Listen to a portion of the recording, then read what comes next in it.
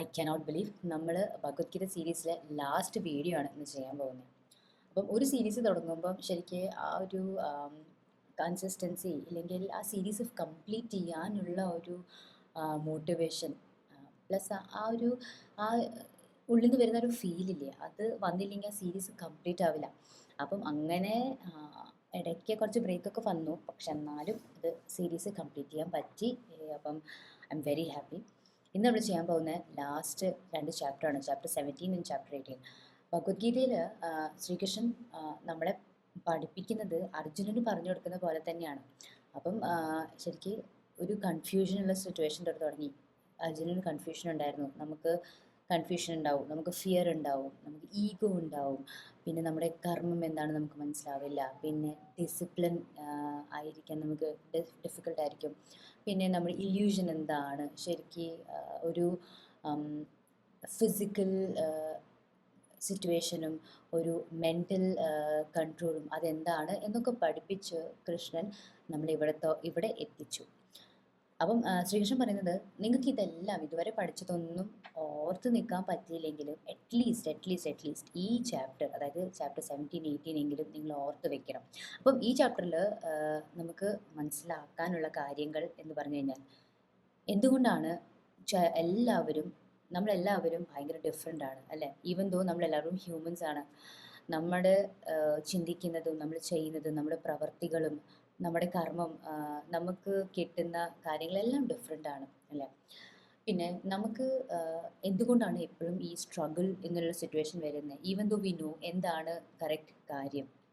പിന്നെ ലെറ്റിങ് ഗോ എന്തുകൊണ്ടാണ് ഡിഫിക്കൽട്ട്? അതായത് നമ്മളിങ്ങനെയെല്ലാം പിടിച്ച് വെക്കാൻ നോക്കും, പക്ഷെ ലെറ്റ് ഇറ്റ് ഗോ എന്നുള്ളൊരു കോൺസെപ്റ്റ് എന്തുകൊണ്ട് നമുക്ക് ഡിഫിക്കൽട്ടായിട്ട് തോന്നുന്നു.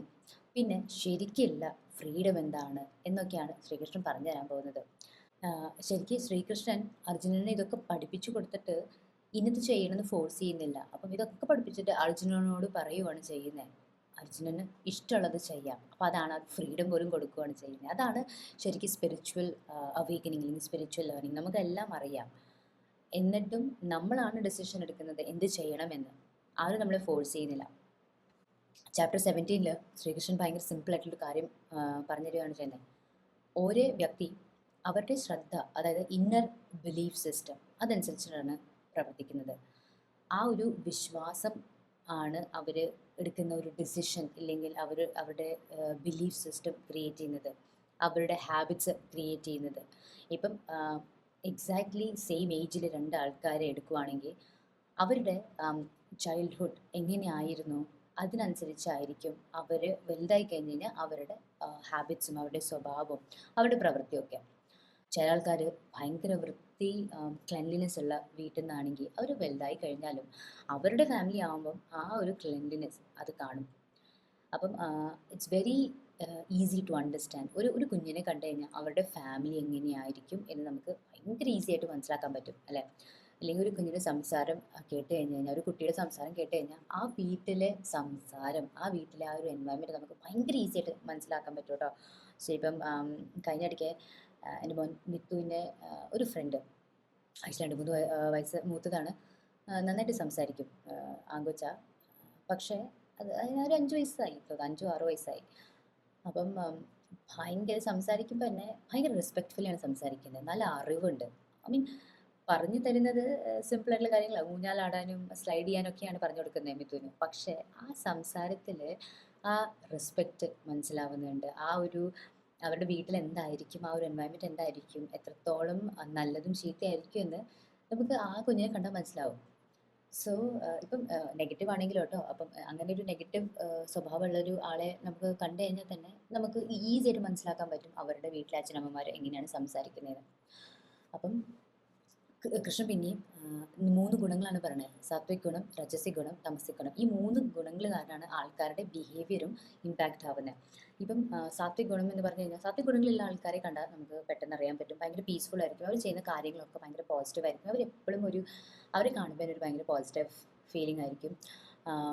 അവരെ നമുക്ക് ഇനിയും അവരായിട്ട് ക്ലോസ് ആയിരിക്കാൻ തോന്നും, അവരായിട്ട് ഫ്രണ്ട്ഷിപ്പ് ചെയ്യാൻ തോന്നും. ലൈക്ക് ഭയങ്കര ഒരു ഓറ, ഒരു വൈബ് അവരുടെ കൂടെ. പ്ലസ് അത് വരാൻ തന്നെ ഒരുപാട് റീസൺ ഉണ്ട്. ഇപ്പോൾ അവർ ചെയ്യുന്ന കാര്യങ്ങൾ, ഫോർ എക്സാമ്പിൾ അവർ ഒരാളെ ഹെൽപ്പ് ചെയ്യുവാണെങ്കിലും ഒരു പ്രോഫിറ്റ് നോക്കിയിട്ടായിരിക്കില്ല, അവർ ഉള്ളിൽ നിന്ന് തോന്നിയിട്ടായിരിക്കും ഹെൽപ്പ് ചെയ്യുന്നത്. അവരാർക്കെങ്കിലും എന്തെങ്കിലും ഡൊണേറ്റ് ചെയ്യുവാണെങ്കിലും ആ ഡൊണേഷൻ അവർ ആൾക്കാർ അറിയാൻ വേണ്ടിയല്ല, അവർ ജെന്യുവൻലി അവർക്ക് തോന്നിയിട്ടായിരിക്കും ചെയ്യുന്നത്. രണ്ടാമത്തെ ആൾക്കാർ രജസിക് ആൾക്കാർ, അതായത് എപ്പോഴും ഒരു ഫെയിം ഇല്ലെങ്കിൽ ഒരു സക്സസ് ഇല്ലെങ്കിൽ ഒരു റിവാർഡ് സിസ്റ്റം നോക്കി പോകുന്ന ആൾക്കാർ. അവർക്ക് എത്ര കിട്ടിയാലും മതിയാവില്ല. അതായത് ഇനിയും വേണം എന്നുള്ളൊരു കോൺസെപ്റ്റ് ആയിരിക്കും. ആൻഡ് ടു ബി ഓണസ്റ്റ്, നമ്മുടെ മോസ്റ്റ് മോഡേൺ സൊസൈറ്റിയിൽ അങ്ങനെ തന്നെയാണ് ആൾക്കാരുള്ളത്. ബിക്കോസ് അങ്ങനെയാണ് നമ്മുടെ സൊസൈറ്റി നമ്മളെ ട്രാപ്പ് ചെയ്ത് വെച്ചാണ്. കമ്പാരിസണും, നമുക്ക് എപ്പോഴും ഇനിയും വേണം ഇനിയും വേണം, ഒരു വലിയ കമ്പനിയിൽ ജോലി വേണം, അല്ലെങ്കിൽ കുറേ പേർക്സ് വേണം, കുറേ സാലറി വേണം, കുറേ ബെനിഫിറ്റ്സ് വേണം, അത് കഴിഞ്ഞ് കഴിഞ്ഞാൽ ലൈക്ക് സൊസൈറ്റിയിലൊരു പേര് വേണം. അതൊക്കെ ഒരു ഇല്യൂഷനാണ്. അത് പോയി കഴിഞ്ഞ് കഴിഞ്ഞാൽ അവർക്ക് ഭയങ്കര ഡിഫിക്കൽട്ടായിരിക്കും സൊസൈറ്റിയിൽ സർവൈവ് ചെയ്യാൻ തന്നെ. മൂന്നാമത്തെ ആൾക്കാരാണ് തമസിക് സ്വഭാവമുള്ള ആൾക്കാർ. അതായത് ഭയങ്കര ലേസി ആയിരിക്കും, എപ്പോഴും ഒരു കാര്യം ചെയ്യാൻ പ്രൊക്കാസ്റ്റിനേഷൻ ഉണ്ടാവും. ഇന്ന് ചെയ്യാനുള്ള കാര്യം നാളെ മറ്റന്നാളോ അവർ ആലോചിക്കും. ആ ഒരു ലേസിനെസ് അവരുടെ എല്ലാ കാര്യത്തിലും കാണും. അതുകൊണ്ട് തന്നെ അവരുടെ കൂടെയുള്ള ഫ്രണ്ട്സും അവരുടെ ആ ഒരു സർക്കിളും അങ്ങനത്തെ ആൾക്കാർ തന്നെയായിരിക്കും. നമ്മൾ എങ്ങനെയാണോ, നമ്മളിപ്പം നമ്മുടെ സ്വഭാവം എങ്ങനെയാണോ അങ്ങനെ തന്നെയായിരിക്കും ബാക്കി ആൾക്കാരുടെ സ്വഭാവം, നമ്മുടെ അടുത്തുള്ള ആൾക്കാരുടെ സ്വഭാവം. ശ്രീകൃഷ്ണൻ പറയുന്നുണ്ട്, നമ്മൾ കഴിക്കുന്ന ഫുഡ്, നമ്മൾ സംസാരിക്കുന്ന വാക്കുകൾ, നമ്മൾ ചെയ്യുന്ന കാര്യം, നമ്മൾ പ്രാർത്ഥിക്കുന്നത്, നമ്മൾ ഡൊണേറ്റ് ചെയ്യുന്നത്, ഇതൊക്കെ കണ്ടു കഴിഞ്ഞ് കഴിഞ്ഞാൽ ആൾക്കാരുടെ ഗുണം എന്താണ് എന്ന് മനസ്സിലാവും. ഫോർ എക്സാമ്പിൾ, ഇപ്പം എന്നും ഫ്രഷ് ഫുഡ് കഴിക്കുന്ന ആൾക്കാർ, എന്നും ഫ്രഷ് ഫുഡ് ഉണ്ടാക്കി കഴിക്കുന്ന ആൾക്കാർ, ഒരുപാട് പ്രോസസ്ഡ് പാക്കറ്റ് ഫുഡ് കഴിക്കാണ്ട്, കുറച്ച് ഒരുപാട് ഫാൻസി ഫുഡ് കഴിക്കാണ്ട് നോർമൽ ഫുഡ് കഴിക്കുന്ന, fruits and vegetables, fresh rice, dal, whatever, അതൊക്കെ കഴിക്കുന്ന ആൾക്കാർ സാത്വിക് ഗുണമുള്ള ആണെന്നാണ് പറയുന്നത്. അപ്പം സാത്വിക് ഫുഡ് എന്ന് പറയുമ്പോൾ തന്നെ ഒരുപാട് എരിവും മസാലകളൊന്നും ഇല്ലാത്ത ഫുഡാണ്.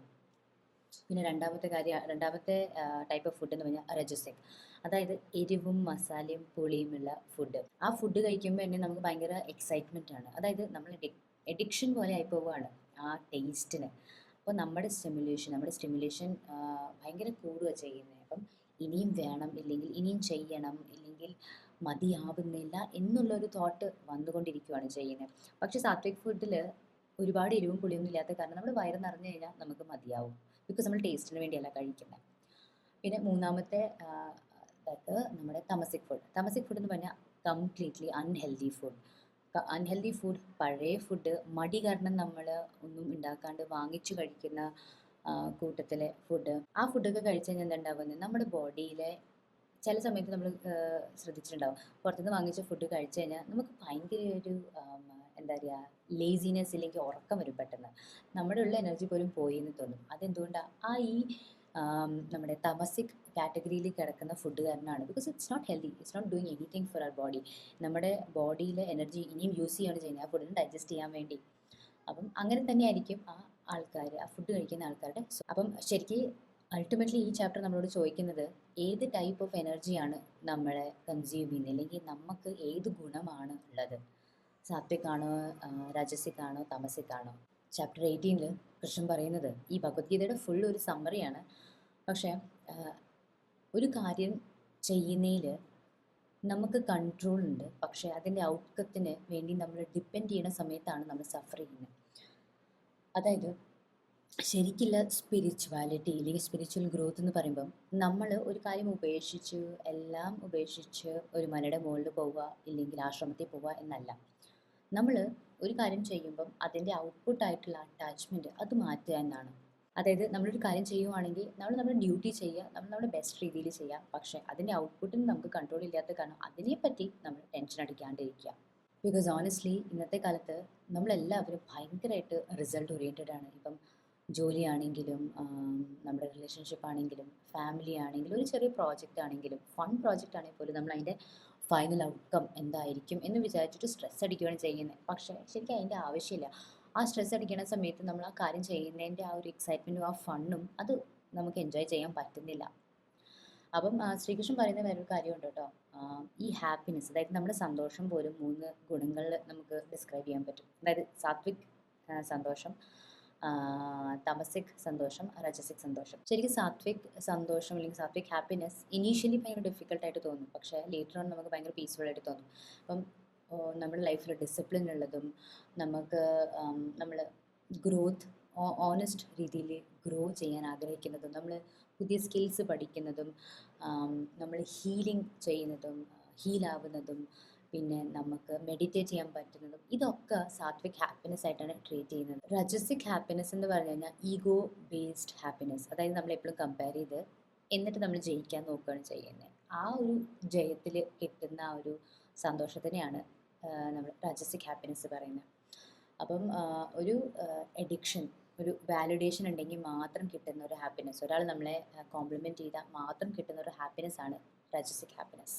തമസിക് തമസിക് സന്തോഷം അല്ലെങ്കിൽ തമസിക് ഹാപ്പിനെസ് എന്ന് പറയുമ്പോൾ ഇതിൻ്റെയൊക്കെ ഓപ്പോസിറ്റാണ്. നമ്മൾ എപ്പോഴും ഉറങ്ങി തീർക്കുന്ന ഒരു ഉറങ്ങിക്കൊണ്ടിരുന്ന് കിട്ടുന്ന ഒരു സന്തോഷം, ലേസി ആയിട്ട് ഒന്നും ചെയ്യാണ്ട് എല്ലാം അവോയ്ഡ് ചെയ്ത് എല്ലാത്തിൽ നിന്ന് എസ്കേപ്പ് ചെയ്ത് ജീവിക്കുന്ന ഒരു സന്തോഷം. പിന്നെ ഇമോഷണലി നമ്മൾ ഫുള്ളായിട്ട് ഷട്ട് ഡൗൺ ആയി കഴിഞ്ഞാൽ കിട്ടുന്ന നമുക്കുള്ള ഒരു സന്തോഷത്തിനെയാണ് തമസിക് ഹാപ്പിനെസ് എന്ന് പറയുന്നത്. പിന്നെ കൃഷ്ണൻ പറയുന്നൊരു കാര്യമുണ്ട്, സ്വധർമ്മ. അതായത് എല്ലാവർക്കും സ്വന്തമായിട്ടൊരു ധർമ്മമുണ്ട്, എല്ലാവരും സ്വന്തമായിട്ട് ചെയ്യാനുള്ള കുറച്ച് ഡ്യൂട്ടീസ് ഉണ്ട്. അത് എല്ലാവരുടെയും ഒരു സ്വന്തമായിട്ടുള്ളൊരു പാത്ത് ക്രിയേറ്റ് ചെയ്യും. അപ്പം നമ്മൾ ചെയ്യുന്ന ധർമ്മം നമ്മൾ ചെയ്താൽ മാത്രമേ നമുക്ക് എത്താൻ പറ്റുള്ളൂ. അല്ലാണ്ട് നമ്മൾ അത് എത്ര പെർഫെക്റ്റ് ആയാലും ഇംപെർഫെക്റ്റ് ആയാലും ഒരു കുഴപ്പമില്ല. അല്ലാണ്ട് നമ്മൾ മറ്റുള്ളവർ ചെയ്ത കാര്യം അത് നമ്മൾ ഇമിറ്റേറ്റ് ചെയ്ത് അത് പെർഫെക്റ്റ് ആക്കാൻ നോക്കുന്നതിൽ ഒരു അർത്ഥവും ഇല്ല. ബിക്കോസ് ഇന്നത്തെ കാലത്ത് എല്ലാവരും മറ്റുള്ളവരെ കോപ്പി ചെയ്യാൻ അല്ലെങ്കിൽ ഇമിറ്റേറ്റ് ചെയ്യാൻ നോക്കുകയാണ്. എല്ലാവരും വിചാരിക്കുന്നത് മറ്റുള്ളവർ സക്സസ്ഫുൾ ആയി, ഇനി ഞാനത് ചെയ്തത് ഞാനും സക്സസ്ഫുൾ ആവുന്നു. But that's not true. Because എല്ലാവരുടെയും ജേർണി ഡിഫറെൻ്റ് ആണ്, എല്ലാവരുടെയും ചാപ്റ്റർ ഡിഫറെൻ്റ് ആണ്. അപ്പം അവരിവിടം വരെ എങ്ങനെ എത്തിയെന്ന് നമ്മൾ അറിയാണ്ട് നേരെ അവരുടെ ഫൈനൽ ഔട്ട്പുട്ട് നമുക്ക് കോപ്പി ചെയ്യാൻ പറ്റില്ല. ബിക്കോസ് അവരുടെ ഹാർഡ് വർക്കും അവരുടെ സാക്രിഫൈസസ് ഒന്നും നമ്മൾ കാണില്ല. അപ്പോൾ അതൊന്നും നമുക്ക് ചെയ്യേണ്ട ആവശ്യമില്ല. നമ്മൾ നമ്മുടെ ധർമ്മം എന്താണ്, നമ്മൾ നമ്മുടെ ഡ്യൂട്ടി എന്താണെന്ന് മനസ്സിലാക്കി നമ്മൾ ഏത് ഗുണം നമുക്ക് പിടിക്കണം, നമ്മൾ ആ ഒരു ഗുണം ഫോളോ ചെയ്തിട്ട് വേണം നമ്മുടെ ലൈഫ് ജീവിക്കാൻ. അപ്പം ഈ ഭഗവത്ഗീതയിൽ ഏറ്റവും ബ്യൂട്ടിഫുൾ ആയിട്ടുള്ള കാര്യം എന്ന് പറഞ്ഞു കഴിഞ്ഞാൽ ശ്രീകൃഷ്ണൻ അർജുനൻ ഇതൊക്കെ പറഞ്ഞു കൊടുത്തിട്ട് ഒരിക്കലും ഇന്നത് ചെയ്യണം, ഇല്ലെങ്കിൽ ഇത് ചെയ്തില്ലെങ്കിൽ ഇങ്ങനെ ഉണ്ടാവും എന്നൊന്നും പറഞ്ഞു കൊടുക്കുന്നില്ല, പേടിപ്പിക്കുന്നില്ല. അപ്പം ശ്രീകൃഷ്ണൻ പറഞ്ഞ് മനസ്സിലാക്കുകയാണ് ചെയ്യുന്നത്, ഇന്ന കാര്യങ്ങളൊക്കെ നമ്മുടെ ലൈഫ് നമ്മളെ നല്ല രീതിയിൽ ജീവിക്കാൻ നമുക്ക് ഹെൽപ്പ് ചെയ്യുമെന്ന്. ബട്ട് ലാസ്റ്റ് നമ്മുടെ ഡിസിഷനാണ് നമുക്ക് എന്ത് ഫോളോ ചെയ്യണമെന്ന്. അപ്പം അത് ഭയങ്കര ഒരു ബ്യൂട്ടിഫുൾ ആയിട്ട് കാര്യം. നമുക്ക് ഒരാളെ ഫോഴ്സ് ചെയ്തിട്ട് നല്ല നേർവഴിയിൽ കൊണ്ടുവരാൻ പറ്റില്ല, അല്ലേ? അപ്പം ഇന്നത്തെ വീഡിയോ എല്ലാവർക്കും മനസ്സിലായി എന്ന് വിശ്വസിക്കുന്നു. അപ്പം നമ്മൾ ഭഗവത്ഗീത സീരീസ് ഫൈനലി ഫിനിഷായി. എനിക്ക് ഭയങ്കര സന്തോഷമുണ്ട് കേട്ടോ അത് ചെയ്യാൻ പറ്റിയെന്ന്. അപ്പം നിങ്ങൾ ഈ വീഡിയോ കാണൂ, ഈ സീരീസ് കാണൂ, നിങ്ങളുടെ കമൻസും നിങ്ങളുടെ അഭിപ്രായങ്ങളൊക്കെ പറഞ്ഞു തരൂ കേട്ടോ. അപ്പം നിങ്ങൾ ആദ്യമായിട്ട് എൻ്റെ ചാനൽ വരുന്നെങ്കിൽ സബ്സ്ക്രൈബ് ചെയ്യാൻ മറക്കരുത്. Thank you, by.